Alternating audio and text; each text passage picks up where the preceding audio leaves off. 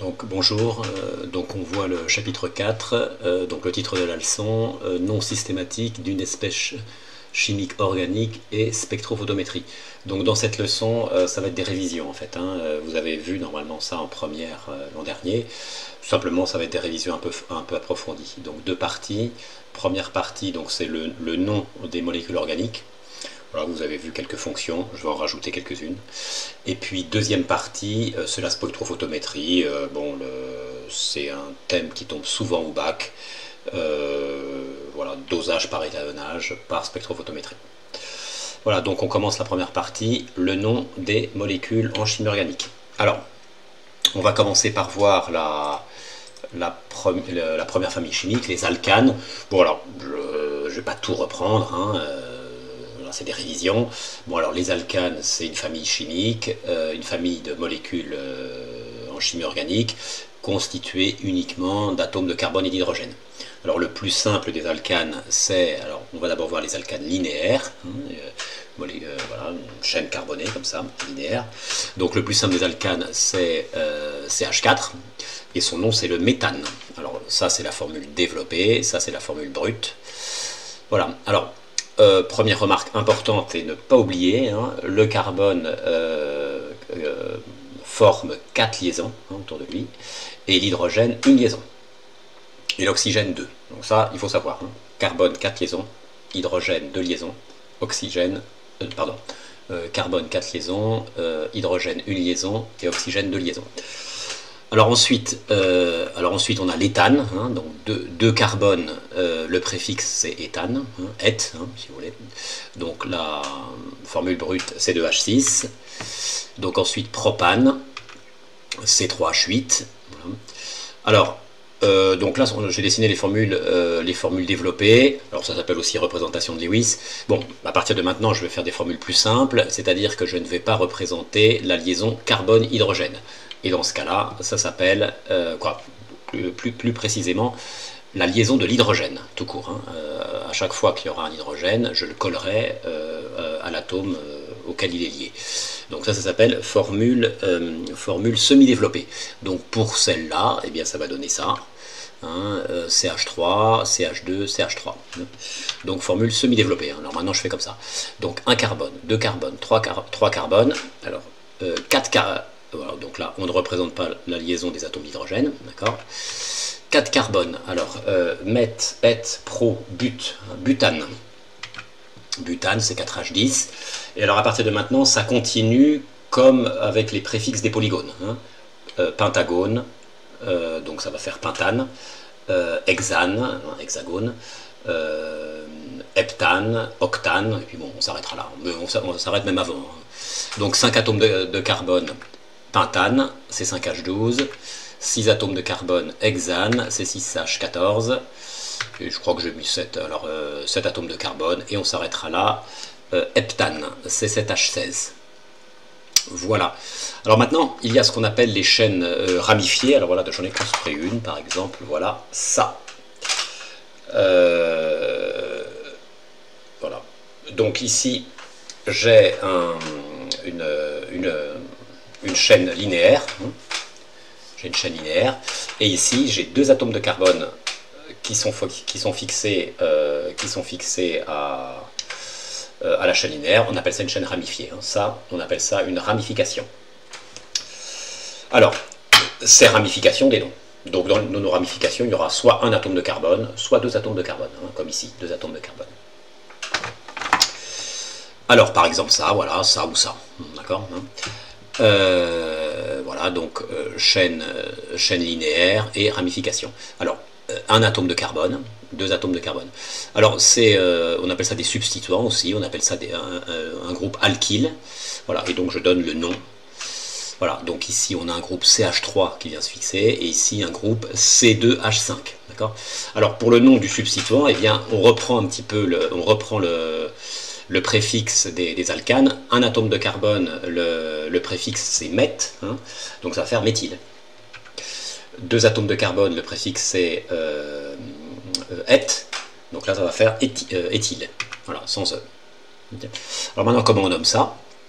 Eh bien, donc, on cherche d'abord la chaîne principale, hein, la chaîne qui a le plus d'atomes possible.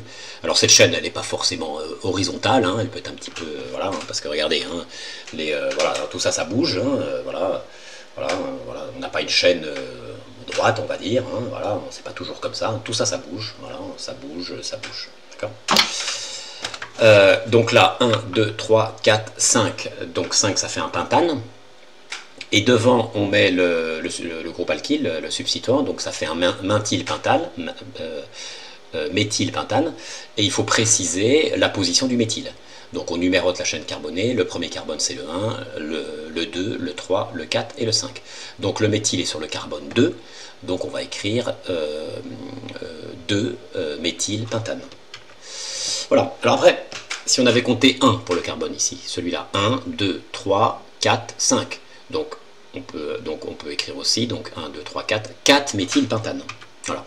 Cependant, les chimistes ils disent que le nombre ici doit être le plus petit possible. Hein, d'accord. Donc on retient, on écrit ça et on n'écrit pas ça. Donc je raye.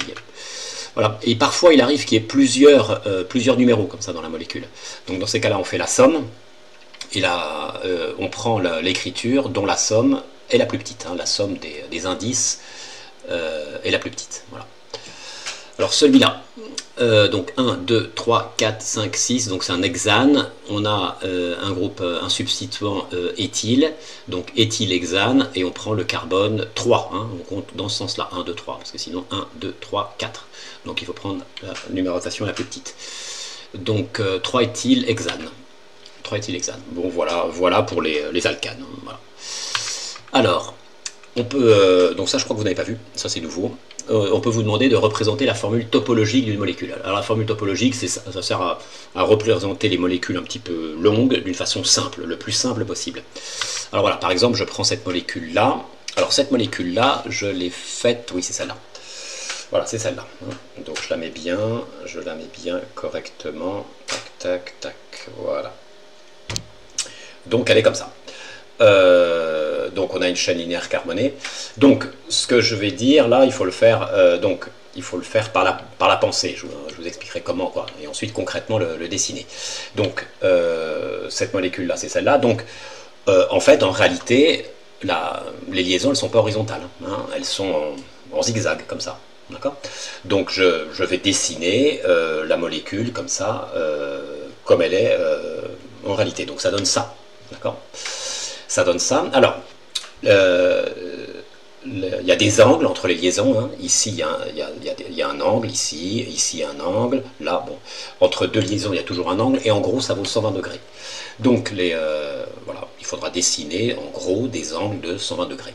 Voilà, donc vous voyez, ça, là, ça ressemble déjà plus à ça. Hein. Alors, ensuite, maintenant, la formule topologique. La formule topologique, c'est une formule très simplifié de ça. Donc on ne représente pas les atomes d'hydrogène liés au carbone. Donc ça on ne va pas représenter, hein. H3, H2, etc. On ne va pas non plus représenter les atomes de carbone. Hein, c'est-à-dire qu'on ne va pas représenter le C, et on sait qu'il y a un C parce qu'à l'intersection des deux segments, eh bien, il y a une pointe, et cette pointe représente le C. Donc en gros, en fait, ce qu'on va représenter, c'est ça. Voilà. Donc en fait, il faut enlever tous les atomes d'hydrogène. Voilà, j'enlève tous les atomes d'hydrogène. Et donc si j'enlève tous les atomes d'hydrogène, j'obtiens ceci. J'obtiens ceci. D'accord. Voilà, donc c'est ça qu'on va dessiner. Voilà. Donc du coup, c'est ça. Voilà. Et donc ça, et on appelle ça la formule topologique de cette molécule-là. Donc vous voyez, je n'ai pas représenté, alors je sais qu'ici il y a un carbone, on ne le représente pas. Donc voilà, ce qu'il faut retenir, c'est ça.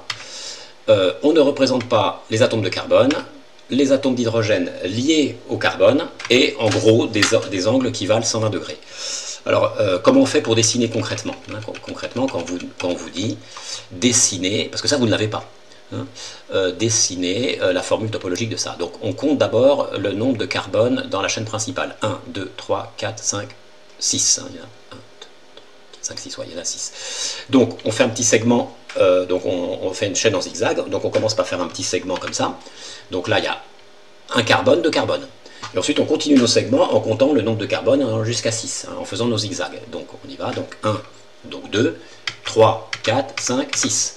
Voilà, donc là, j'ai fait la chaîne principale. Ensuite, je dois dessiner ça. Alors, je dois dessiner ce segment, donc je dessine cette liaison-là. Je la dessine en bas et pas en haut, parce que si je la fais en haut, ça fait un angle de 60 degrés seulement. Donc, je la dessine en bas. Voilà, donc là j'ai dessiné cette liaison-là.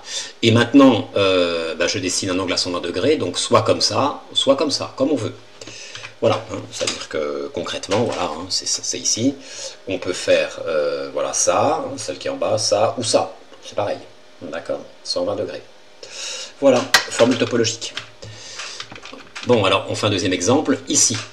Eh bien, on va faire les zigzags. Alors, combien de carbone? 1, 2, 3, 4. 1, 2, 3, 4. D'accord? Donc, je mets le premier. Donc, ça fait 1, 2. Et maintenant, j'enchaîne. 1, 2. Pardon. Alors, 1, 2. Donc, 1, 2, 3, 4. Voilà. Donc là, j'ai fait cette chaîne carbonée ici.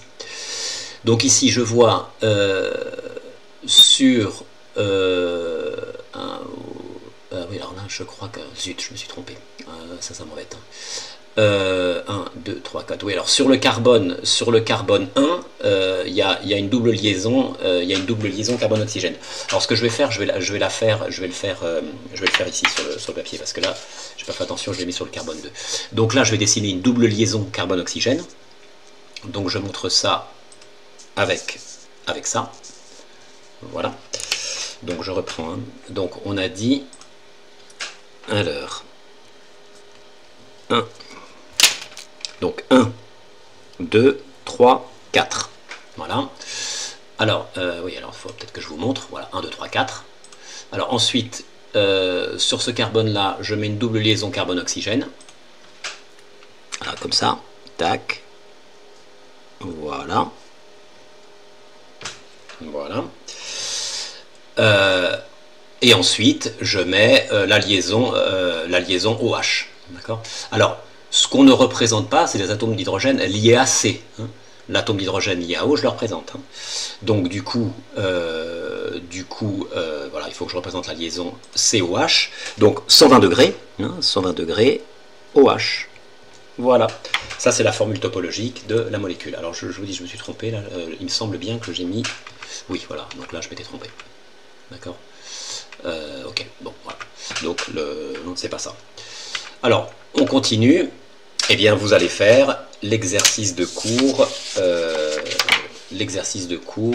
numéro 1. Alors, je mets l'énoncé. Voilà. Voilà, donc vous mettez sur pause et vous faites l'exercice 1.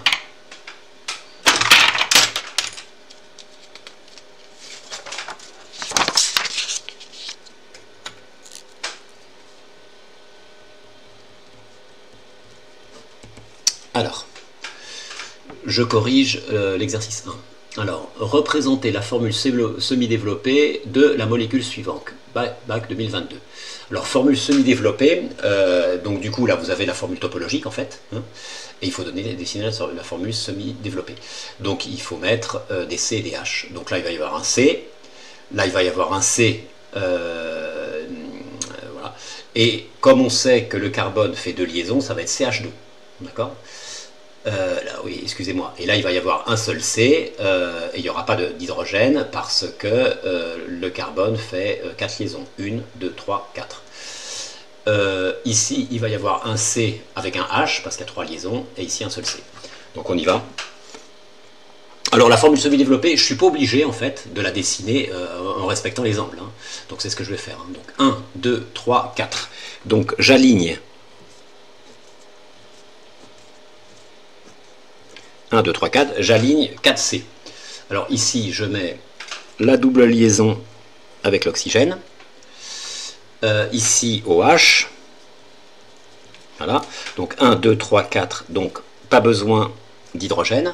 Ensuite, ici, pour le carbone 2, je n'ai rien. Donc il n'y a pas d'autre groupe. Donc 2 liaisons. Donc il manque 2 hydrogènes. Donc on met H2, donc je peux mettre H2 devant, hein. Je peux mettre H2C ou CH2, comme on veut. Hein. Ici, il y a le groupe NH2, bon, je vais tout dessiner, ça sera mieux. NH2, Ensuite ici, l'oxygène, le double liaison avec l'oxygène que je peux mettre ici, et OH. Voilà.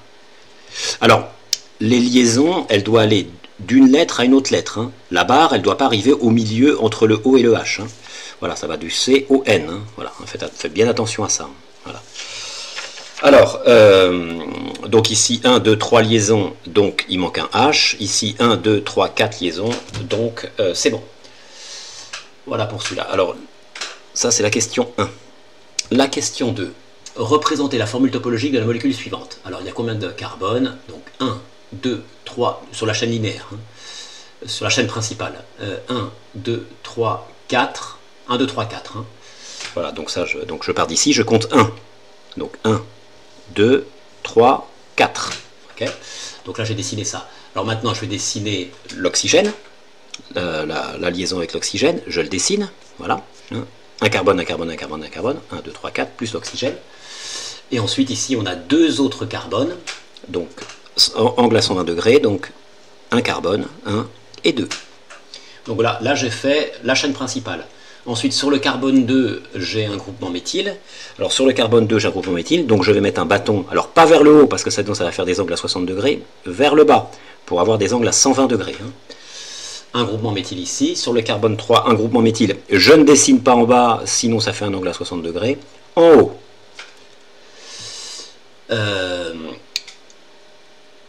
Alors, ici, il y a...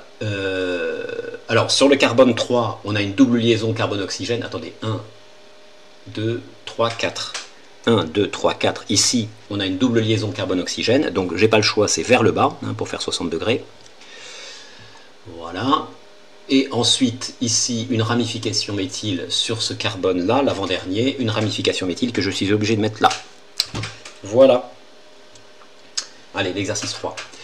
Donc, représenter la formule topologique de la molécule suivante. Bon, ben voilà, ça c'était le sujet de bac. Bon, c'est pas trop dur. Hein. Donc, il suffit de tout recopier. Là, par contre, on recopie tout. Et puis, mais on met pas les C, les H. Hein. Donc, ça, on appelle ça donc un cycle avec 6 carbones et avec une alternance de liaison simple et de liaison double. On appelle ça un noyau benzénique. Donc, on dessine l'hexagone. Là. Je vais le faire ici. 3. Donc je dessine l'hexagone, voilà, le noyau benzénique, voilà, comme je peux, voilà. Je mets les doubles liaisons, tac, alternées, voilà. Voilà, ça c'est la formule topologique de noyau benzénique. Donc je mets le groupement OH en haut, en bas, ça, la double liaison carbone-oxygène. L'hydrogène, là, je ne le mets pas, hein, puisque c'est la liaison avec l'hydrogène. Ici, O, et le groupement méthyle, une petite barre comme ça, puisque là, on a un CH3. Donc voilà le 3. Okay. Bon, allez, on reprend. On reprend la vidéo, donc ça, et ça. Allez, alors, on en est où? Alors maintenant, donc ça vous avez vu ça l'an dernier, alcool, cétone, etc., etc. Donc les familles fonctionnelles en chimie organique, donc on définit d'abord. Donc je lis, hein, c'est un ensemble de molécules possédant un groupe caractéristique identique. Par exemple, les alcools possèdent le groupe OH. Voilà.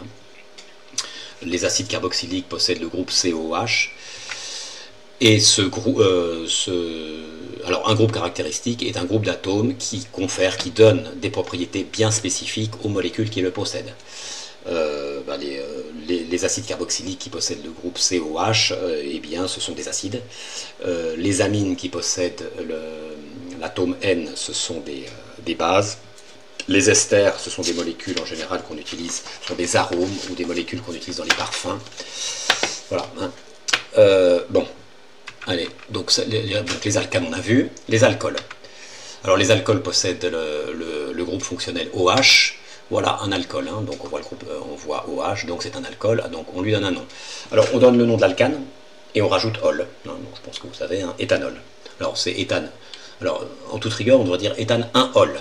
Parce que le groupe OH, hein, la fonction, est fixée sur le carbone 1. Hein, donc le carbone 1, c'est le carbone de la fonction, qui possède la fonction. Mais quand l'indice est 1, on n'est pas obligé de le mettre. donc on met éthanol. Allez, exemple 2. Alors, faites attention, donc là, on voit un alcool, mais faites attention, il y a un piège, là. Parce que, si on va un peu vite, on compte 1, 2, 3. Donc, propanol. On dit propanol, et c'est faux. Parce qu'il faut prendre la chaîne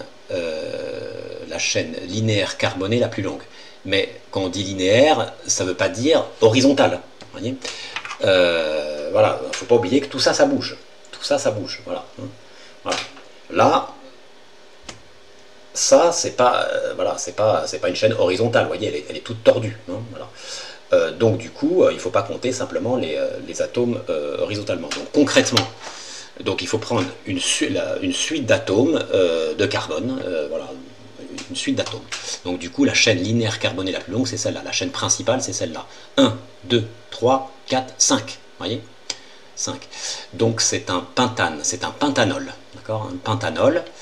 Alors, la fonction, alors on va compter le carbone 1 ici. Donc la fonction alcool est sur le carbone 2.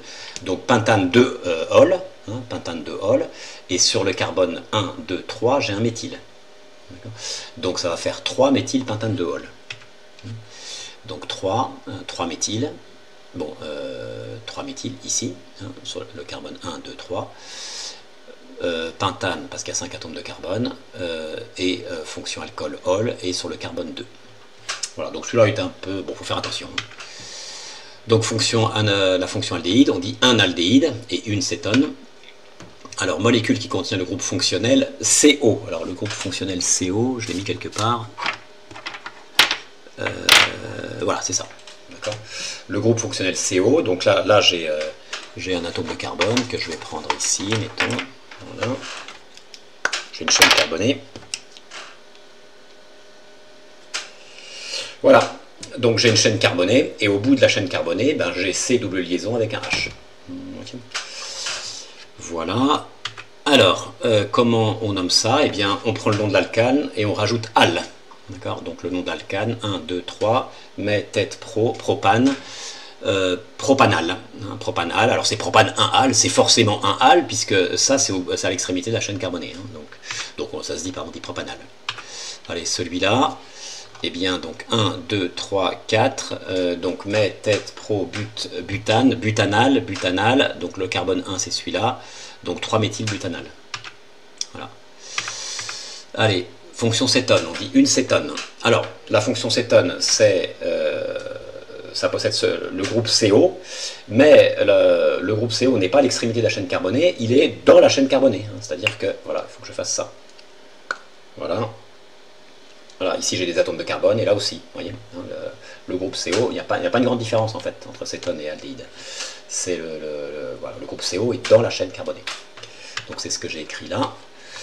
Molécule qui contient le groupe fonctionnel CO, mais pas à une extrémité de la chaîne carbonée. Voilà, ici, hein, il y a un atome de carbone là, un atome de carbone là.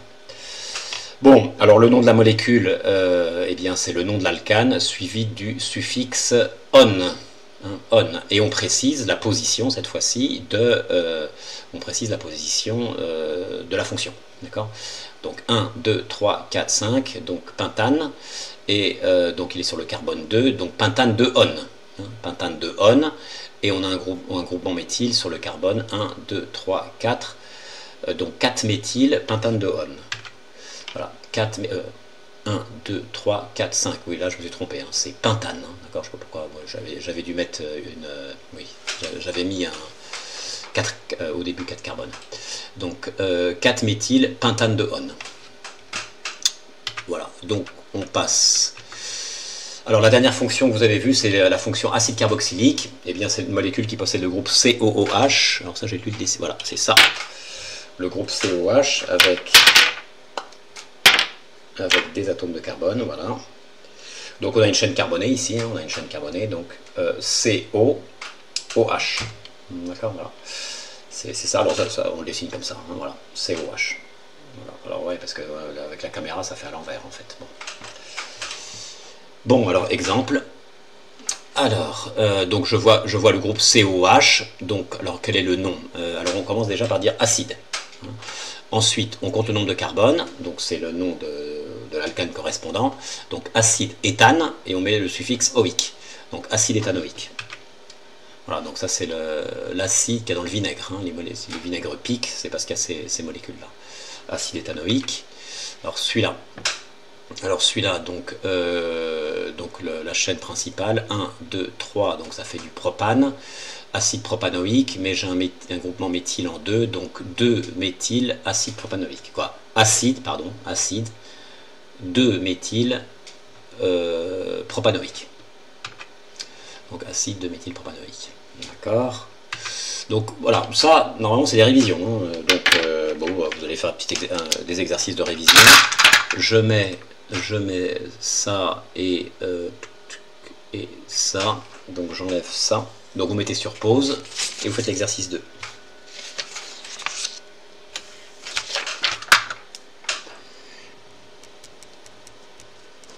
Allez, on y va. Exercice 2. Donc nommer les molécules suivantes. Donc là, je reconnais le groupe COH, donc c'est un acide carboxylique. La chaîne principale a 4 atomes de carbone, donc ça fait donc acide. Donc méthète pro but, butane, oïque. 2. Alors là, qu'est-ce qu'on reconnaît? Alors là, on reconnaît le groupe CO, mais à une extrémité de la chaîne. Alors vous voyez, cette formule, là, elle est un petit peu spéciale. C'est pas une formule développée, parce que ici, vous voyez, on a collé les hydrogènes, mais c'est pas une formule semi-développée, parce que ici, on n'a pas mis CH. Hein. Bon, voilà. En tous les cas, on a le groupe CO à une extrémité de la chaîne carbonée, donc c'est un aldéhyde.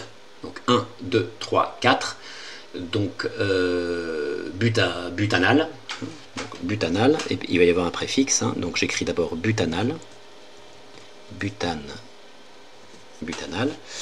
et on a une ramification méthyle sur le carbone 2, donc 2 méthyle. Donc 2 méthyle. 2 méthyle butanal. Le 3. Alors le 3, on voit que c'est une cétone, hein, parce qu'on a le groupe CO, C double liaison O dans la chaîne. Donc on compte le nombre de carbone de la chaîne principale, donc 1, 2, 3, 4, 5, et si on compte, ici c'est pareil, 1, 2, 3, 4, 5, donc voilà. Alors que l'on prenne ça comme chaîne principale ou ça comme chaîne principale, on trouvera exactement le même nom, hein. Donc c'est donc c'est 5, donc c'est pentane, pentanone, pentane 2-on, puisque c'est sur le carbone 2, et on a un groupe éthyle sur le carbone 3. Donc ça fait 3 éthyle, donc j'y vais, on va y aller doucement, donc 3 éthyle, pentane, 2 on. Voilà, 3 éthyle, pentane, 2 on. Voilà. Donc ça, j'ai vu ça, dans un sujet de bac là, cette année, j'ai vu ça. Bon, justifier que la molécule suivante s'appelle méthanal. Hein, méthanal. Alors comment on peut justifier ça? Eh bien, on va dire que alors pour répondre, on va écrire que la molécule possède le groupe CO à l'extrémité de sa chaîne carbonée. Bon, sa chaîne carbonée, elle n'a qu'un seul atome de carbone, mais c'est comme ça. Donc groupe, j'écrirai ça comme ça, groupe C double liaison O à l'extrémité de la chaîne carbonée. Bon, entre parenthèses, un seul C, hein. C'est un peu bizarre, voilà, un seul C. Et ma foi, alors donc du coup, donc un seul carbone, eh bien je mettrais préfixe méthane. Voilà, et ça, groupe à l'extrémité de la chaîne carbonée, voilà, hop, ici, je mets fonction aldéhyde. Fonction aldéhyde. Fonction aldéhyde, donc suffixe al. Suffixe al. Voilà. méthanal. Voilà comment j'expliquerai. Et bien voilà, donc on continue le cours. Tac. Tac. Alors, on y va. Donc, ah oui, alors, disons, alors à partir de maintenant, je vais rajouter, je sais plus, 3-4 fonctions, je crois, vous ne les connaissez pas. Donc la fonction externe, donc ces molécules en général elles sont dans les arômes, dans l'alimentation ou dans les parfums, ce sont des molécules qui sont bons en général. Hein. Fonction externe. Donc on y va. Donc molécules qui possèdent le groupe COR. Donc là vous voyez, on a vu le molécule qui possède le groupe COH et maintenant c'est COR. Alors donc je vous montre ça. Donc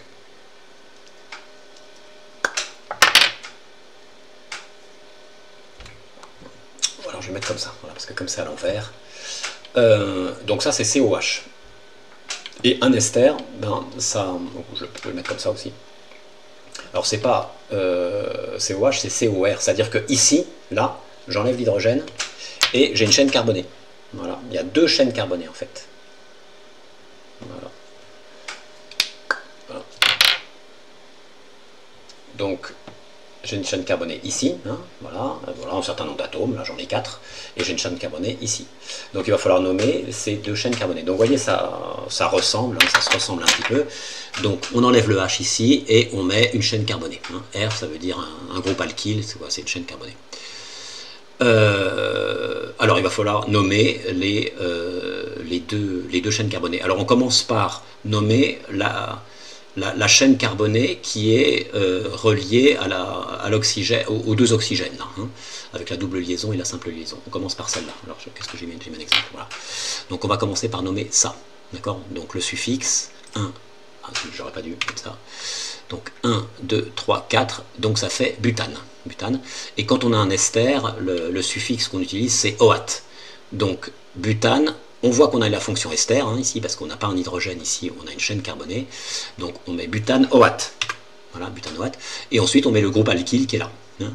Donc ce groupe alkyle, c'est CH2CH3. Donc on met le préfixe de l'alcane correspondant, donc éthyle, hein, parce que c'est un groupe alkyle qu'on met. Hein. Donc butanoate d'éthyle. Et d'éthyle avec un E cette fois-ci. Hein. Voilà, butanoate d'éthyle. Bon. Alors celui-là, on le fait. Alors donc, vous voyez, on ne dessine pas forcément, parce que vous voyez, là je l'ai mis, là c'est, on a positionné les liaisons comme la réalité, si vous voulez. Hein, on peut tout à fait dessiner comme ça, ce qui ne correspond pas à la réalité. Bon, en tous les cas, on reconnaît ici la chaîne principale, hein, voilà, donc le carbone qui est lié à l'oxygène de la double liaison, et ça c'est la chaîne, on va dire, secondaire. D'accord ? Donc 1, 2, 3, donc ça fait méthète propane, propanoate. Propanoate de quoi? Eh bien, un seul carbone, donc de méthyle. Hein, propanoate de méthyle. Voilà. Alors il faut faire attention avec les esters, parce que parfois, il y a des genres de pièges. On ne la dessine pas comme ça, la molécule, on la renverse. Hein, c'est-à-dire que l'oxygène, il est là. Hein, on le met à gauche. Exemple, voilà. Vous voyez, l'oxygène seul, il est là. D'accord ? Donc du coup, la chaîne principale, c'est celle-là. Il faut faire attention. Hein. Voilà, il faut d'abord nommer ça, et ensuite ça. Donc il faut faire attention, il faut bien regarder. Hein. Donc on repère d'abord la chaîne principale, c'est-à-dire celle avec, pour laquelle le carbone est relié à l'oxygène avec la double liaison. Donc là, ça va être un éthane. Hein. Donc ça va faire éthanoate de méthyle. Alors, je crois que ce que j'ai fait, je l'ai retourné là, mais bon, on n'est pas obligé de le faire. Hein. Voilà, donc j'ai d'abord retourné hein, comme une crêpe, la molécule. Voilà, et puis donc éthanoate hein, de méthyle. Voilà pour la fonction ester. Alors la fonction amine, c'est simple, elle possède un atome d'azote, voilà, tout simplement. Donc ce sont des bases en général et ça sent très mauvais, hein, très mauvais les amines. Alors, qu'on s'est concentré. Donc comment on nomme? Bon, bah, c'est un peu comme l'alcool en fait, hein, c'est pareil. Donc la chaîne principale, et on utilise le suffixe amine, et on précise où est la fonction amine. D'accord ? Donc là, ça va faire 1, 2, 3, 4, donc ça va faire méthète pro butane amine, et la fonction amine est sur le carbone 2, donc butane 2 amine. Je fais qu'un exemple là. Et la dernière, la fonction amide. Alors la fonction amide, eh bien c'est... je vais vous la montrer. Donc ça ressemble à l'ester aussi. Donc j'enlève ça et je mets un atome d'azote. Voilà. Voilà. Et donc là il y a des hydrogènes. Voilà. Ou pas. Hein, voilà. Bon, il y a un atome d'azote. Voilà, hein, donc c'est double liaison O et l'atome d'azote. Voilà. Donc c'est ce que j'ai dessiné ici. Alors ça se nomme exactement comme l'amine, mais sauf qu'au lieu de mettre amine, on met amide. Voilà, donc on va faire un exemple. Donc là, 1, 2, 3, donc propane, amide. Propane, amide, hein, vous voyez. Donc on a le groupe C double liaison O, l'azote, voilà, hein, propanamide. Et bien voilà, voilà, ben vous allez faire l'exercice 3 avec ces nouvelles molécules. Alors je mets l'énoncé, tac, non, alors l'énoncé c'est là, et puis la feuille c'est ça. Alors c'est l'exercice 3. Hein. Donc vous mettez en pause, hein, vous le faites. Hein. Alors, exercice 3. Alors nommer les molécules suivantes. Donc là je vois N, donc un atome d'azote. Donc c'est seul, donc c'est une amine. Alors on y va, donc la chaîne carbonée linéaire la plus longue, 1, 2, 3, 4, 5, donc c'est un pentane. Pentane, amine, alors sur le carbone 3, hein, l'amine, donc pentane 3, amine, et sur le carbone 2, j'ai un groupement méthyle. Donc 2 méthyle, donc on y va. Alors 2 tirets, alors il faut mettre 2 tirets, hein, faites attention pour le QCM, hein. 2 tirets, méthyle, donc sans E, méthyle, donc on a dit 1, 2, 3, 4, 5, donc pentane, pentane, tiret, pentane, tiret, et donc c'est sur le carbone 3, 2, qu'est-ce que je dis, 3, amine. Voilà. Allez, l'exercice 2. Donc là, je reconnais le groupe CON, hein, carbone, oxygène, azote, hein, tout ça c'est lié sur le carbone, donc, tout ça lié au carbone, donc amide. Alors, la chaîne linéaire carbonée la plus longue, 1, 2, 3, 4, donc c'est un bêta-pro-but, butane. J'écris ça comme ça. Oui, c'est ça, parce qu'il y a une ramification. Donc, butane, butanamide. Voilà. Alors, le carbone 1, c'est celui-là, hein, c'est celui de la fonction. Hein. Donc là, c'est le carbone 3, et j'ai un 3 méthyle. Donc 3 méthyle, butanamide. Bon, voilà. Alors celui-là, qu'est-ce que c'est? Ben, je reconnais un ester. Hein. Je reconnais un ester, donc il est bien placé, c'est-à-dire que la chaîne principale est à gauche, hein, et la chaîne secondaire à droite. Donc 1, 2, 3, 4. Donc c'est un méthylprobut, butanoate. Donc j'écris d'abord butanoate, butanoate. Alors butanoate, alors donc là il y a un groupe alkyle C2H5, hein, c'est-à-dire, c'est pas écrit mais ça veut dire CH2, CH3, hein, ça fait C2H5, un groupe alkyle C2H5, c'est-à-dire un groupe éthyle. Butanoate d'éthyle.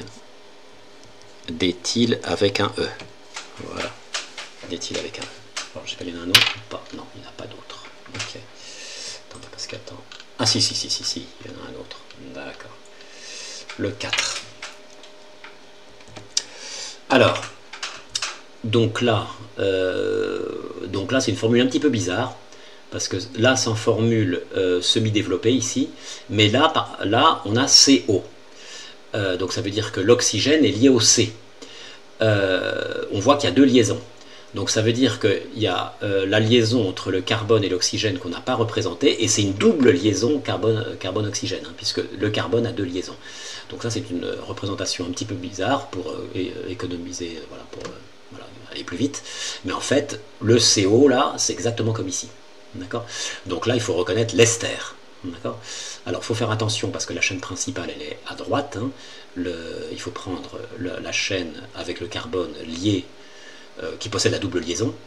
Donc il faut commencer par nommer ça. Donc ça fait un éthanoate, donc 4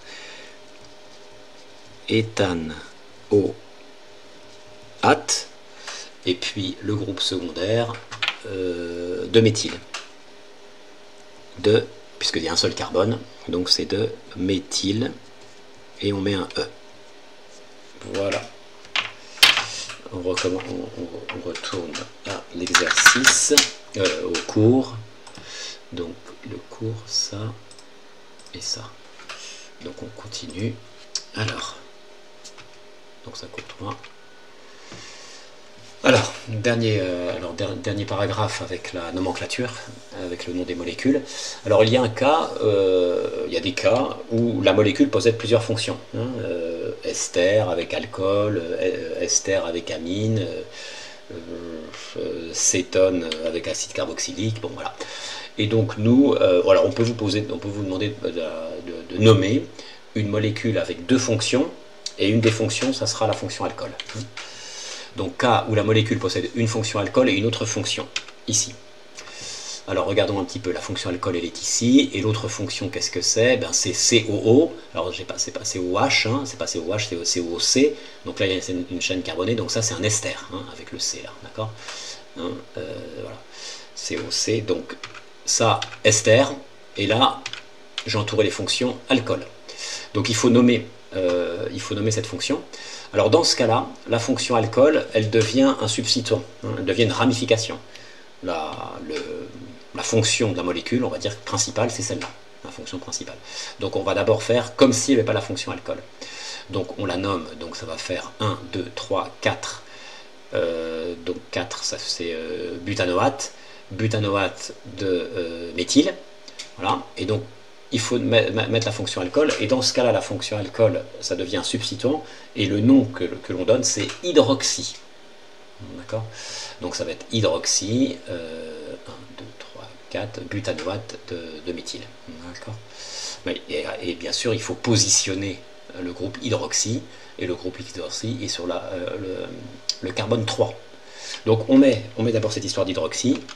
Alors dans ce cas, la fonction alcool devient un substituant, donc un groupe secondaire, on va dire. Le nom du substituant est hydroxy. Hein.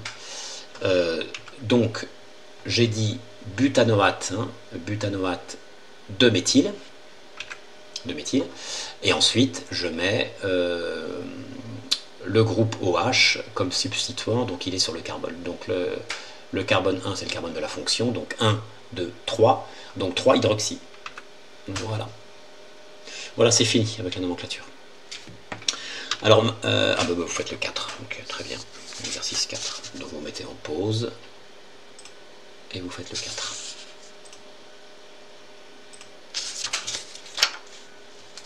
Alors, exercice 4, c'est ça.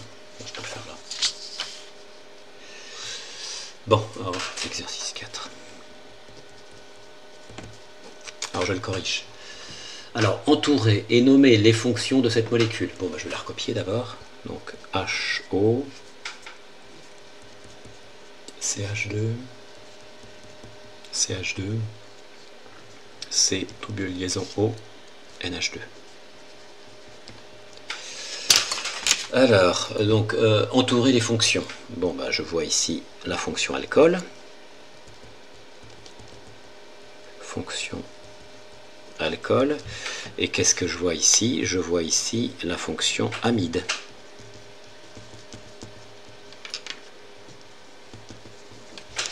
Voilà. Alors, nommer cette molécule. Bon, eh bien, je ne m'occupe pas de ça d'abord. Hein. Donc 1, 2, 3, donc c'est un propane. Propane, amide, tout simplement. Et sur le carbone 1, 2, 3, j'ai un hydroxy. Donc 3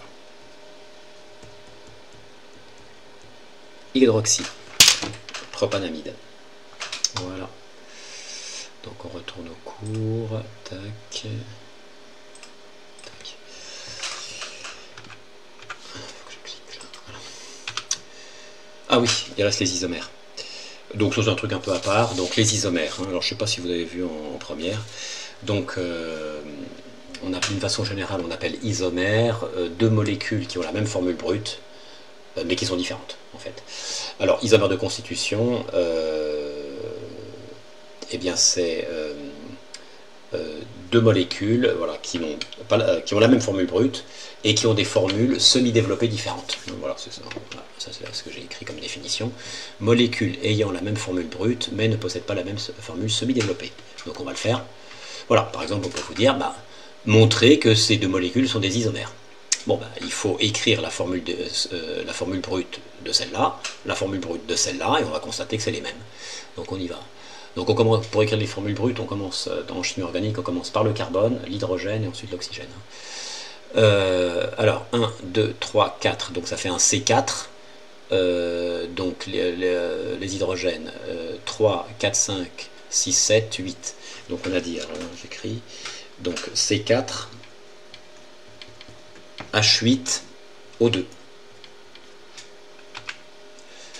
Alors ici, 1, 2, 3, 4, C4, 3, 4, 5, 6, 7, 8, H8, O2. Voilà. Voilà, ces deux molécules possèdent la même formule brute. Ce sont des isomères. Et ici, de constitution, parce qu'elles n'ont pas la même formule semi-développée.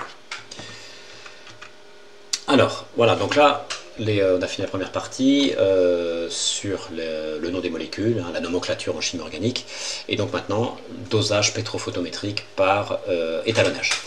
Alors, on va faire une mesure, hein, dans la mesure que l'on fera et que vous ferez en TP, ça sera l'absorbance. Donc, je vais faire d'abord je vais expliquer ce que c'est que l'absorbance. Alors, ça, c'est pas du tout à savoir ce que je dis, mais c'est simplement pour comprendre un petit peu cette notion d'absorbance sans unité, qu'est-ce que ça veut dire.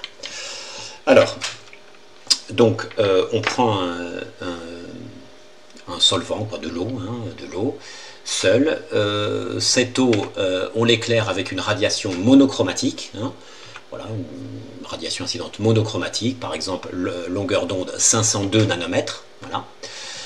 Donc cette radiation va traverser le solvant. Quelques rayons vont être absorbés, hein, on va dire qu'il y a 1000 rayons hein, qui vont passer, 1000 rayons qui frappent, et puis il y en a 50 qui vont être absorbés, donc 950 rayons vont ressortir. Et ça, c'est la radiation transmise. Cette radiation transmise, elle a une certaine intensité, que j'appelle, une certaine intensité lumineuse, que j'appelle I-solvant. Et ici, on met une photodiode, hein, un capteur photosensible, voilà, et ce capteur photosensible va avoir une tension, et la tension va être proportionnelle au nombre de rayons qu'elle reçoit. Hein. Donc la photodiode reçoit 950 rayons, donc il va y avoir une tension, je sais pas, de 2 volts, mettons. Hein, voilà. Et de cette tension, on peut déterminer l'intensité lumineuse transmise. Voilà. La photodiode permet, par un petit calcul, de faire ça. Voilà, donc photodiode, la tension est proportionnelle au nombre de rayons reçus, et ça permet de mesurer l'intensité transmise.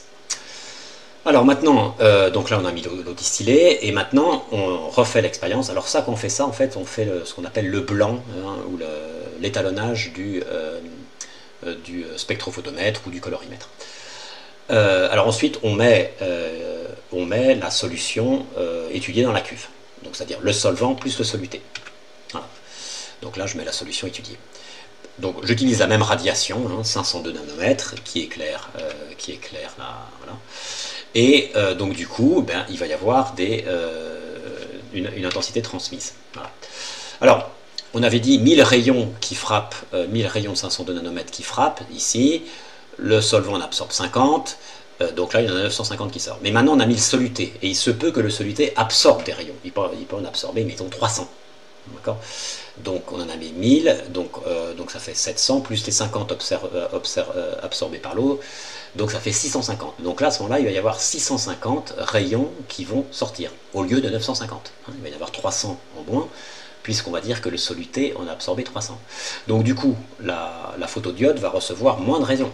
Si elle reçoit moins de rayons, sa tension va être moins importante. Et donc du coup, l'intensité lumineuse transmise va être moins importante. Donc on a deux intensités lumineuses. L'intensité transmise par le solvant et l'intensité transmise par la solution. Et l'intensité transmise par la solution est au mieux égale à celle-là ou inférieure. Donc on va voir, il y a trois cas possibles. Donc on va étudier un peu les trois cas possibles. Donc supposons que le soluté, il absorbe tous les rayons incidents. Voilà. Il absorbe tous les rayons. Cette radiation est totalement absorbée. Donc du coup, il n'y a aucun rayon qui frappe la photodiode, donc sa tension est nulle, et l'intensité lumineuse transmise, I solution, est égale à 0. D'accord ? Donc ça veut dire que le soluté absorbe la radiation. Voilà. Maintenant, deuxième cas, le soluté n'absorbe pas du tout la radiation. Donc il y a 1000 rayons, il y en a 50 qui sont absorbés par le solvant, par l'eau, et le soluté n'en absorbe aucun, donc 950 qui sort, exactement comme ici. Donc on a égalité des intensités lumineuses dans ce cas-là. Voilà. Et dans ce cas-là, on peut dire que le soluté n'absorbe pas du tout la radiation. C'est comme s'il n'était pas là, finalement. D'un point de vue de la lumière, c'est comme si le soluté n'était pas là. Voilà. Et le troisième cas, c'est un cas intermédiaire. Quand l'intensité lumineuse ici est égale, varie entre 0 et celle-là. C'est le cas intermédiaire. Voilà. Alors maintenant, quelle valeur ça va donner pour l'absorbance. Donc je donne la définition de l'absorbance, qui n'est pas à savoir, bien sûr. L'absorbance, c'est ça. C'est moins log de cette intensité lumineuse divisée par cette intensité lumineuse. Donc on va calculer la valeur de A pour chaque cas. Donc quand I solution vaut 0, donc en fait c'est pas 0 au sens mathématique, c'est proche de 0, ça tend vers 0. Mettons que le rapport ici soit tout petit, ça fasse 0,001. Donc log de 0,01, ça fait log de 10 puissance moins 2, et log de 10 puissance moins 2, ça fait 2. Et comme on a un signe moins devant, ça fait plus 2. Donc on a A égale plus 2. Donc vous voyez, on a une absorbance donc qui vaut 2. Voilà ce qu'on peut dire. Alors, une absorbance qui vaut 1000, ça n'existe pas. Parce que vous voyez, là, on a une valeur qui est très faible. On a 1 centième. Voilà. Donc ça veut dire que le soluté absorbe énormément la radiation. Donc quand le soluté absorbe énormément la radiation, on a des absorbances de l'ordre de 2. Voilà, ça veut dire que donc une absorbance de 1000, ça n'existe pas. D'accord ? Voilà, c'est un peu plus de 2 au maximum. Voilà. Donc là, A est grand. D'accord ? Ça veut dire qu'on a A grand. Okay. Alors maintenant, quand I solution égale I solvant, ça veut dire qu'on a 1 divisé, ça veut dire que le rapport vaut 1 ici. Et log de 1, ça fait 0.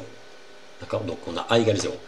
Donc l'absorbance, en gros, ça varie entre 0 et puis 2. Quoi. Voilà, 0 et 2. Et 2, c'est une absorbance forte. Allez, 2,5, on va dire, c'est très fort. Voilà. Donc vous n'aurez pas des absorbances avec 5. Voilà. Et le cas intermédiaire, c'est qu'on a une absorbance de 0,5, de 0,8, de 1,2. Voilà. C'est le cas intermédiaire. Donc A est moyen. Donc voilà. Alors ce qu'il faut retenir en fait de tout ça, c'est que quand l'absorbance est grande, ça veut dire que le soluté absorbe la radiation. Le nom est bien fait, si vous voulez. Et quand l'absorbance est nulle, ça veut dire que le soluté n'absorbe pas la radiation. Ça veut dire que la radiation passe à travers la solution. Voilà, donc ça c'était pour expliquer. Mais alors ce qu'il faut retenir, c'est sur cette diapo. Voilà le genre de spectre que vous aurez, d'absorbance, que l'on aura. Donc, on appelle ça, ce spectre-là, on appelle ça le spectre d'absorption de l'ion permanganate MnO4-. Voilà, on appelle ça comme ça, le nom scientifique. Alors, en ordonnée, on a l'absorbance. Donc, vous voyez, regardez les valeurs. On a 0,5, 1, 1,5 et 2, vous voyez. Et en abscisse, on a les longueurs d'onde des radiations utilisées. Donc voilà, ce qu'il faut retenir, c'est ça. Donc quand on voit ça, les radiations vertes ici sont fortement absorbées, voilà, par les ions MnO4-. Les radiations bleues, elles sont faiblement absorbées. Les radiations rouges qui sont ici, 700 nanomètres, 800 nanomètres, ne sont pas du tout absorbées. L'absorbance est nulle. Voilà, c'est ça qu'il faut retenir. Et l'absorbance est sans unité. Voilà pour ce rappel. Voilà. Alors, voyez les spectres, on appelle ça des spectres UV visibles. Pourquoi? Parce que les radiations utilisées, voyez, c'est dans le domaine visible, 400-800 nanomètres, mais un peu sur l'ultraviolet, inférieur à 390 nanomètres. Voilà, ici, vous voyez. Donc ça, c'est un rayonnement ultraviolet. Donc on appelle ça un spectre, spectroscopie UV visible, des spectres UV visibles. Bon, donc je continue. Alors les spectres UV visibles, donc qu'est-ce que j'ai mis? Ce sont des spectres d'absorption dont les longueurs d'onde sont comprises entre 100 nanomètres, donc ça c'est de l'UV jusqu'à 800, le rouge. Donc ça permet, alors l'objectif est le suivant, c'est de connaître la concentration d'une solution transparente. Alors faites attention, solution transparente, ça ne veut pas dire incolore. La grenadine, c'est une solution transparente. On appelle solution transparente une solution dans laquelle la lumière peut passer, la lumière peut traverser la solution. Le lait, c'est pas une solution transparente. Le lait, c'est une solution opaque. Vous prenez une radiation lumineuse, eh bien la radiation lumineuse ne traverse pas le lait. C'est une solution opaque. Donc nous, on étudie les solutions transparentes. Alors, coloré ou incolore. Le soluté peut être incolore. Bon, voilà. Alors voilà, donc là j'ai mis des exemples, l'exemple de tout à l'heure, là, de l'ion permanganate, et puis l'exemple du styrène. Voilà, j'ai une solution de styrène, et bien son spectre d'absorption est comme ceci. Alors, en regardant le spectre d'absorption, déjà on peut savoir si le soluté est coloré ou pas. D'accord, ça on peut le savoir. Alors comment on fait ça? Regardons l'ion MnO4-. Alors, est-ce que l'ion MnO4- est coloré? Eh bien, on regarde. On voit donc cet ion est dans une solution. Voilà. Et alors cette solution, on va dire qu'elle est éclairée par le soleil. Voilà, il y a le soleil. Donc les rayons du soleil, la lumière blanche éclaire la solution. Et puis je mets mon œil de l'autre côté et puis j'observe une certaine couleur. Alors quelle est cette couleur? Alors la lumière blanche, pour simplifier, on va dire qu'elle est constituée de radiations rouge, verte et bleue, pour faire simple. Lumière rouge plus lumière bleue plus lumière verte, ça fait de la lumière blanche. Bon, alors regardons ce qui se passe à propos de ces trois radiations pour l'ion permanganate. Eh bien, on voit que l'ion MnO4- absorbe les radiations vertes. Il absorbe un peu les radiations bleues, bon, on va dire qu'elles passent, et puis pas du tout les radiations rouges. Donc, quand la lumière blanche du soleil passe à travers la solution de permanganate, eh bien, les rayons verts sont bloqués, puisqu'ils sont absorbés, mais pas les rayons bleus et rouges. Eux, ils passent. Donc, ils ressortent de l'autre côté de la solution. Et donc, les rayons qui rentrent dans l'œil de l'observateur, ce sont des rayons bleus et rouges. Et des rayons bleus et rouges qui frappent la rétine de l'œil, eh bien, ça fait de la lumière magenta. C'est pour ça que les ions permanganate, la solution, elle est violette. C'est la solution que vous avez utilisée la semaine dernière. Voilà, elle est un peu violette. Voilà. Donc, solution colorée, alors la solution est colorée parce que certaines radiations sont absorbées dans le domaine visible. Voilà. Je crois que c'est ce que j'ai mis. MnO4- est une espèce colorée car elle absorbe des radiations dans le domaine visible, dans le visible. Alors, qu'en est-il du styrène? Eh bien, je regarde un petit peu le domaine visible, 400-800, je vois que l'absorbance est nulle, donc ça veut dire qu'aucune radiation n'est absorbée, c'est-à-dire que toutes les radiations lumineuses dans le visible rentrent, donc on a de la lumière blanche qui rentre dans la solution et elle ressort de la solution. Donc du coup, la solution ne sera pas colorée, elle sera incolore, parce qu'il n'y a pas de radiation observée dans le visible. Le styrène est une espèce incolore car elle n'absorbe pas de radiation dans le visible. Alors, ici, en plus de ça, on peut préciser la couleur de la solution. Donc ça, on peut le faire quand le soluté absorbe un seul type de radiation. D'accord? Ce qui est le cas ici, on va dire, puisque ça absorbe énormément le vert. Bon, ça absorbe un peu de violet, mais bon, surtout le vert. Donc on peut le faire. Donc c'est une technique un peu empirique. Hein, voilà, donc il faut utiliser un cercle qui s'appelle le cercle chromatique ou le cercle des couleurs complémentaires. Voilà, alors on dit ça parce que complémentaire parce que les couleurs complémentaires sont diamétralement opposées. Voilà. Bon, alors comment ça fonctionne ça? Donc on cherche la longueur d'onde des radiations absorbées. Alors on a dit que l'ion MnO4- absorbait les radiations vertes. Alors on va essayer de trouver une valeur. Alors, je crois que j'ai mis, oui c'est bon. Donc voyez, c'est par là, donc 500 c'est là, 600 c'est là, donc allez, 530, hein, 530, 490, 560, donc c'est par là, hein, 530. Voilà, donc on se met par là, voilà, et on se place diamétralement opposé, hein, voilà, diamétralement opposé, la couleur qui est diamétralement opposée à la radiation, et donc on voit que c'est violet, hein, violet, rouge, bon c'est du magenta, c'est ce que j'avais dit. Hein. Voilà, ça donne une idée approximative de la couleur de la solution quand on l'observe. Bon, alors on continue. Alors voilà, pour la rédaction, voilà, on fait ça, on dessine ça, et puis on met d'après ce cercle MnO4- et violet. Alors qu'est-ce que j'ai mis là? Ah oui. Donc vous voyez, l'ion MnO4-, il a toujours cette forme-là. Hein, le styrène, voilà, excusez-moi, le spectre de l'ion MnO4- a toujours cet aspect-là. Le spectre du styrène, pareil, hein, le styrène absorbe les radiations à 240 nanomètres. Voilà. Et donc du coup, à chaque soluté correspond un spectre. Donc on peut dire que le spectre d'absorption, c'est une sorte de carte d'identité du soluté. Et on peut identifier des solutés grâce à leur spectre d'absorption. Voilà, c'est un moyen d'identifier des solutés, hein, des espèces chimiques. Donc à chaque espèce chimique est associé un spectre d'absorption particulier. On peut déterminer la nature d'une espèce chimique par la forme de son spectre. Bon, c'est une petite parenthèse, hein, c'est une remarque. Alors maintenant, je viens donc au cœur de cette partie, c'est le dosage spectrophotométrique. Donc ça, il faut bien comprendre, ça tombe souvent au bac, hein, les dosages par étalonnage, ça tombe souvent au bac, il faut vraiment bien comprendre ça. Il y a beaucoup de sujets de bac là-dessus. Alors, donc j'explique comment on fait ça. Alors je fais un dessin ici. Alors, on prend alors, l'objectif est le suivant. On a une solution inconnue. On souhaite connaître la concentration. Par exemple, on a une solution de permanganate de potassium, voilà, et on voudrait connaître la concentration en ion MnO4-, en permanganate de potassium. Voilà. Voilà.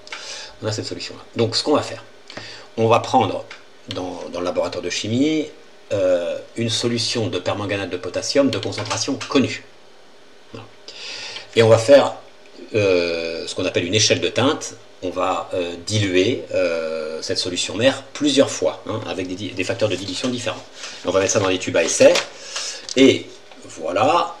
Donc là, donc on a 1, 2, 3, 4, 5, 6 tubes à essai.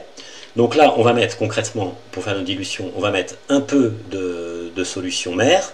Ici, on en met un peu plus. Ici, on en met un peu plus, un peu plus, un peu plus et encore plus. Ici, on va mettre beaucoup d'eau. On va remplir à chaque fois. Donc là, il y aura un peu moins d'eau, il y aura un peu moins d'eau, voilà, puis ici, un tout petit peu d'eau. Donc là, on aura une solution diluée et là, on aura une solution concentrée. D'accord? Voilà, on va réaliser ce qu'on appelle une échelle de teinte. Okay? Voilà. Donc c'est ce que j'ai écrit ici, je n'ai pas fait de dessin. Donc on réalise plusieurs solutions ayant le même soluté, mais avec des concentrations différentes. Donc on appelle ça une échelle de teinte. Voilà, si la solution est colorée, sinon ça s'appelle une gamme de solutions étalons. Alors, et ce qu'on fait, eh bien, on prélève, de chaque solution, on prélève un petit peu, hein, on met ça dans le colorimètre ou dans le spectrophotomètre, et on mesure l'absorbance de chaque solution. Donc la solution diluée, elle va avoir une absorbance plus petite que la solution concentrée. Parce que la solution concentrée va avoir beaucoup de soluté, donc ça va arrêter, ça va plus arrêter les radiations, puisqu'il y a beaucoup de soluté. Donc les solutions concentrées ont une absorbance plus élevée que les solutions diluées. Voilà. Donc on va avoir les 6 valeurs d'absorbance. Alors là, je fais un petit rappel, mais ça on le verra en TP, sur la mesure de l'absorbance avec un colorimètre, mais vous pouvez avoir des questions au bac là-dessus. Hein. Donc il faut d'abord choisir une radiation, il faut régler le colorimètre ou le spectrophotomètre avec une seule radiation, il nous faut une radiation monochromatique. Alors laquelle on choisit? Voilà. Alors, supposons que voilà, on souhaite mesurer l'absorbance, on travaille avec l'ion MnO4-. Alors quelle radiation on choisit? Eh bien, il nous faut des valeurs, comme valeur d'absorption, il ne faut pas des petites valeurs, il ne faut pas 0,000, voilà. Il nous faut 0,18, 0,24, 0,85, il nous faut des valeurs conséquentes. Donc du coup, il faut prendre une radiation qui soit absorbée par le soluté. Et donc les radiations absorbées par le soluté, eh bien, c'est les radiations vertes, là, autour de 530 nanomètres. Voilà. Donc on va régler le spectrophonomètre sur 530 nanomètres pour faire nos mesures avec les solutions contenant MnO4-. Voilà. Donc ça, je crois que je l'ai écrit. Alors, il faut que A soit important. Donc on choisit une radiation monochromatique pour éclairer la solution. Il faut que A soit important. Voilà, 530 nanomètres. Alors, on fait le blanc de l'appareil, hein, ça c'est pour mesurer I solvant, on appelle ça faire le blanc de l'appareil. Donc on met dans l'appareil, on met que le solvant, hein, on met l'eau distillée, que le solvant, et on appuie sur calibre. Hein. Ça sert à mesurer I solvant, hein, c'est ce dont je parlais tout à l'heure. Voilà, on fait le blanc. Voilà. Voilà, donc ça correspond à A égale 0, puisqu'il n'y a pas de solvant. Et ensuite, avec nos 6 valeurs, hein, on a 6 valeurs d'absorbance, eh bien on va tracer une courbe. Sur l'axe des ordonnées, ça va être l'absorbance, et sur l'axe des abscisses, ça va être la concentration. Voilà. Voilà. Alors, donc on va avoir 6 points. Hein, donc, alors, il y a le point 0, 0. Hein, si la concentration est nulle, ça veut dire que le solvant, il n'y a que le solvant, et donc l'absorbance est nulle. Donc ce point-là, on ne le fait jamais, mais il y est, d'accord? Donc on va avoir 6 points, voilà, et donc ils sont alignés, hein, en théorie ils sont alignés, voilà, on a cette courbe. Donc on a une fonction, linéaire, donc on a une relation de proportionnalité entre A et C, et la relation entre A et C, eh bien c'est A égale K fois C. K, c'est une constante, hein, c'est le coefficient directeur, le coefficient de proportionnalité. Voilà.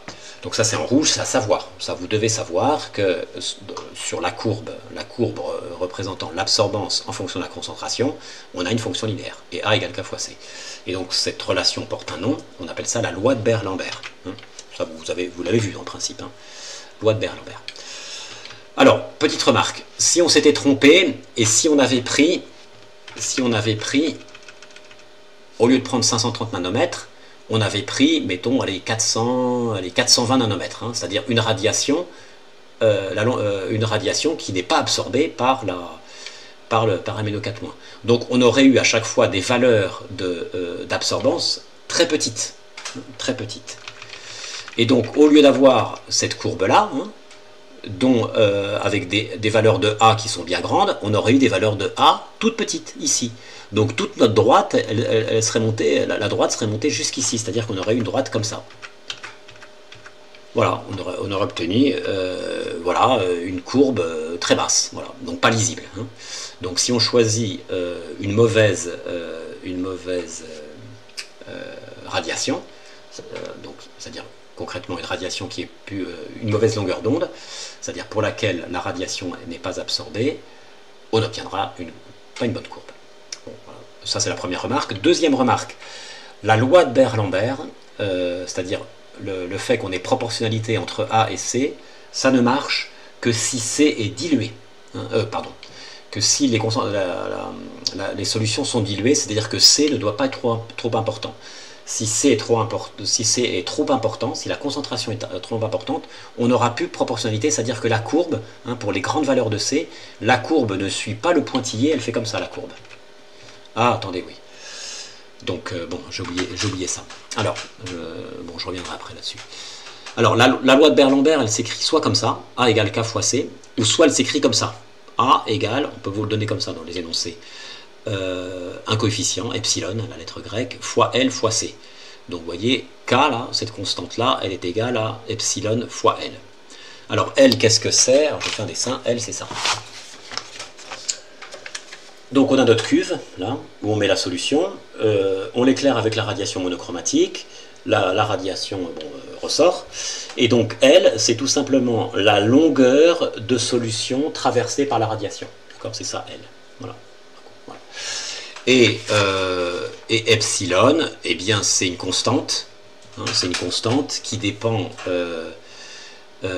C'est une constante qui dépend de la nature du soluté et qui dépend de la longueur d'onde. Voilà, donc L constante, distance parcourue par la lumière dans la solution, hein, l'épaisseur de la cuve concrètement, et epsilon constante dépendant du type de soluté et de la longueur d'onde lambda de la radiation qui éclaire la solution. C'est ce que j'ai dit. Alors je reviens ici.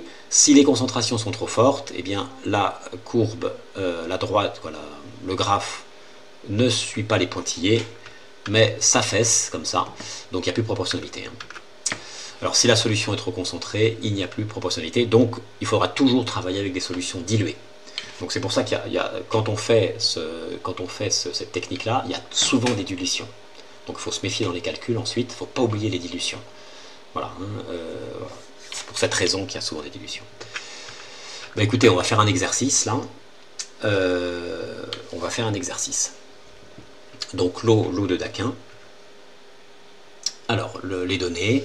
Donc, alors le Daquin, je ne sais pas si vous connaissez, mais c'est un antiseptique. Hein, vous en avez peut-être chez vous. Ça contient du permanganate de potassium. C'est un peu violet. Voilà. Et c'est un antiseptique. Voilà, quand on se blesse, hein, pour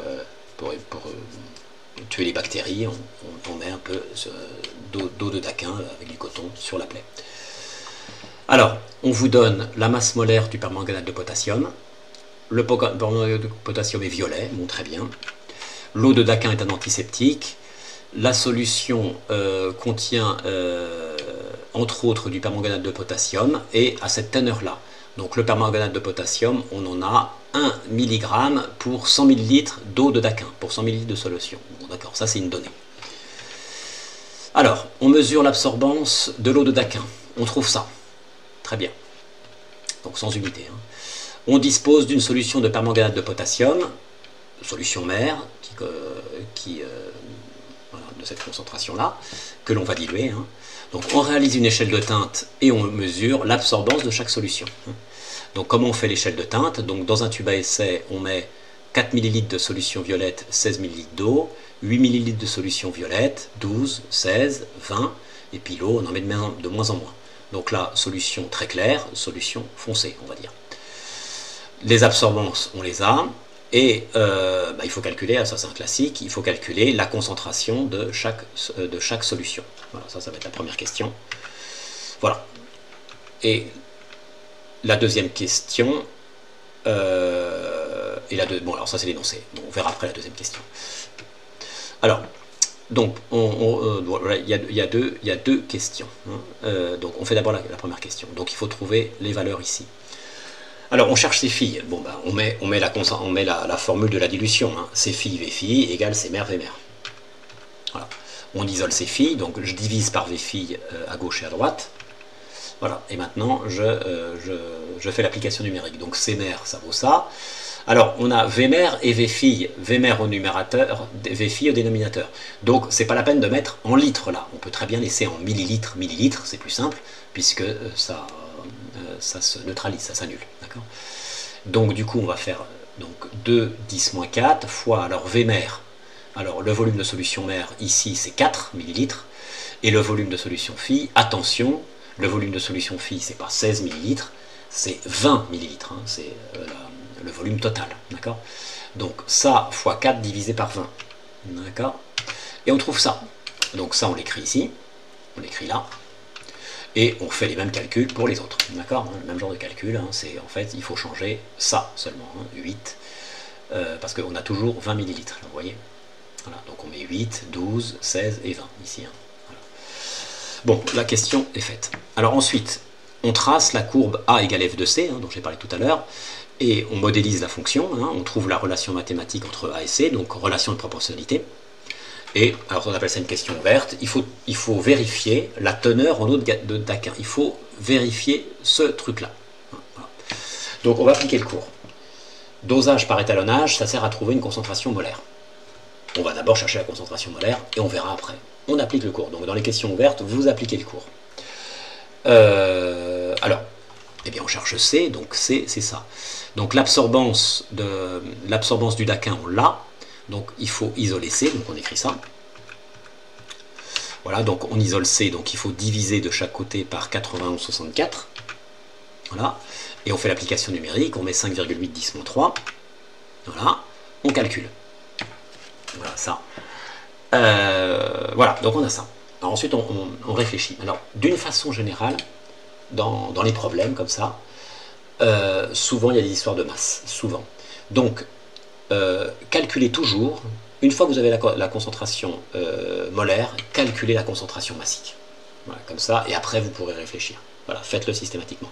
Donc là, ce que je vais faire la démonstration de la relation entre la concentration molaire et la concentration massique. On va trouver une relation que j'utiliserai tout le temps, tout au cours de l'année, sans la démontrer. D'accord? Donc ça, cette formule sera à savoir. Alors, j'ai écrit, donc pour les problèmes, il est souvent utile de calculer Cm. Donc Cm, alors je fais la démonstration. Donc la concentration massique, c'est la masse de soluté divisée par le volume de solution.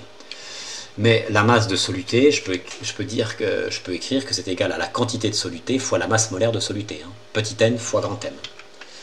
Voilà. Et là, qu'est-ce qu'on reconnaît ici? Petit n sur V, hein, la quantité de soluté divisée par le volume de solution, c'est la concentration molaire, c'est C. Hein, je crois que je l'ai mis, voilà. Donc du coup, j'obtiens quoi? J'obtiens C fois grand M. Hein, j'obtiens ça. Donc vous retenez la formule, elle est facile à retenir, c'est Cm égale Cm. Vous voyez, c'est facile à retenir. Donc maintenant je l'applique, donc C c'est ça, la masse molaire elle est là, donc c'est ça fois ça. D'accord? Voilà, alors je trouve ça.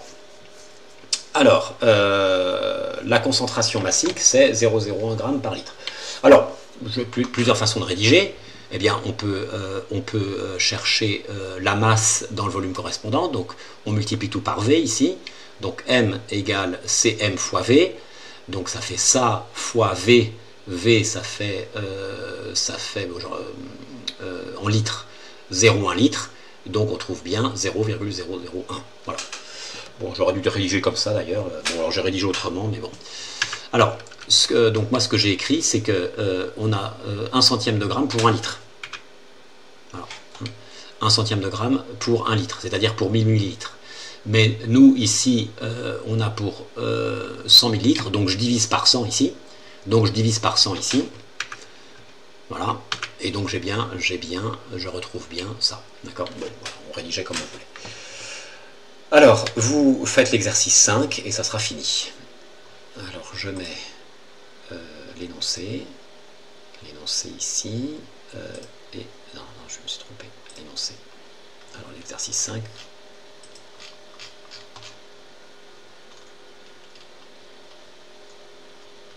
Voilà.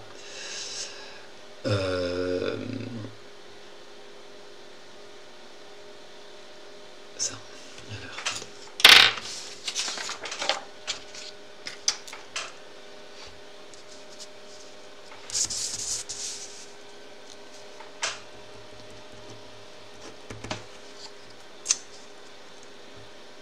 Eh bien, j'y vais. Alors, on vous donne des données. On vous donne la masse molaire du benzanoate de sodium. Okay.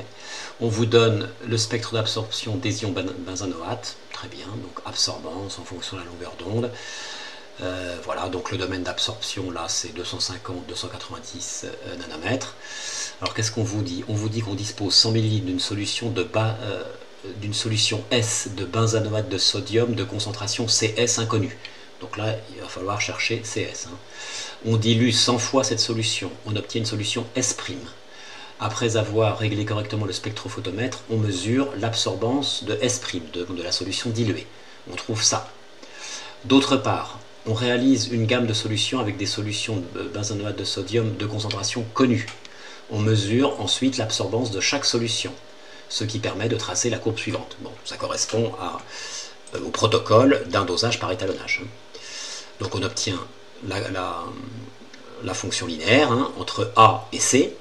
D'accord. On vous donne la relation mathématique de proportionnalité donc entre A et C. Alors les questions. Les ions benzoates sont-ils colorés? Eh bien pour ça il faut regarder le spectre d'absorption. Alors on voit que l'absorption des radiations se fait dans le domaine invisible, dans le domaine UV, c'est inférieur à 400 nanomètres. Donc les radiations absorbées sont dans le domaine. Alors on peut mettre ça comme ça, donc question 1. Alors les radiations absorbées par les ions benzoates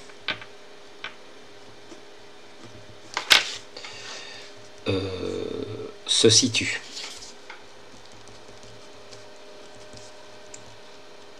dans le domaine ultraviolet. Il n'y a pas de radiation absorbée dans le domaine visible.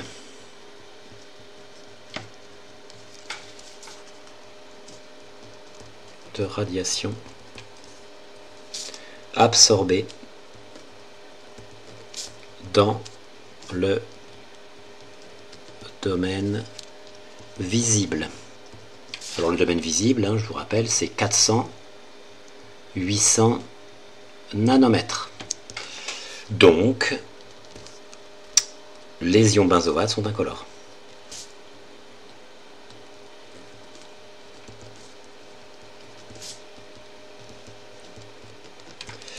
Voilà pour la question. Alors question 2. Question 2. Déterminer la valeur de la concentration CS de la solution S. D'accord. Alors, donc il va falloir bien sûr utiliser ça. On a C ici. Donc, je vais chercher la concentration C. Alors, attention. Alors, donc, il me faut A. Alors, ce que j'ai, moi, c'est l'absorbance de la solution diluée. D'accord. Donc, de S'. Donc, je vais écrire AS' est égal à ça fois CS'. D'accord. Alors, donc, on sait que donc AS' est égal à, alors c'est combien? C'est 88,1 fois CS'. Donc je cherche CS'. Donc je divise par 88,1. Donc AS' divisé par 88,1, c'est-à-dire donc 0,29, AS', c'est dans l'énoncé, divisé par 88,1. Alors ça, j'ai fait le calcul. Combien? Regarde. Alors j'ai trouvé, alors, deux chiffres significatifs, deux chiffres significatifs, donc 3,3 10-3 mol par litre. Alors attention, ça c'est la concentration de la solution diluée. On vous demande la concentration étudiée, initiale. Donc nous ce qu'on sait que, la solution S a été diluée, donc combien de fois? 100 fois. Donc la solution mère, elle est 100 fois plus concentrée que la solution fille. Donc S est 100 fois plus concentré que S'. Donc CS est égal à 100 fois CS'. Donc ça veut dire 100 fois 3,3 10-3. Donc ça fait, ça fait du 10-1, donc ça fait du 0,33. 0,33 mol par litre. Voilà. Donc voilà, c'est fait, c'est ça.